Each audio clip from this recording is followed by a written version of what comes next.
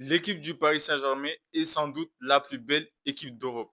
Un collectif ultra huilé, des joueurs qui se donnent tout sur le terrain.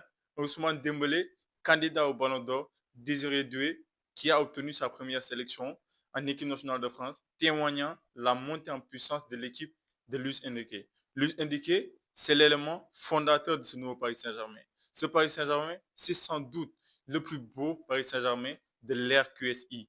On a vu Neymar défiler, Ibrahimovic, Pastore et d'autres grands joueurs, des individualités. Mais aujourd'hui et désormais, on a une équipe basée sur un collectif.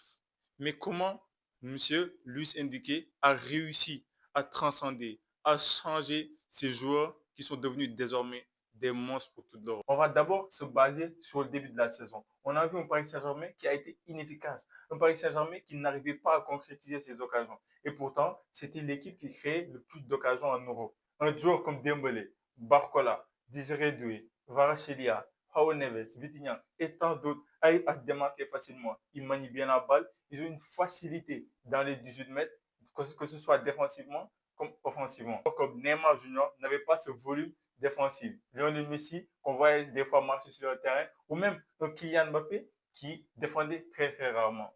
On a des latéraux qui se projettent énormément, qui rentrent aussi dans le milieu de terrain pour créer le surnombre. On a une équipe qui est devenue imprévisible. C'est-à-dire, désormais, le Paris Saint-Germain n'est pas obligé de passer par un certain Neymar ou un Lionel Messi. Une équipe où des milieux de terrain peuvent faire la différence, les attaquants, les latéraux, tout le monde participe aux tâches offensives comme défensives.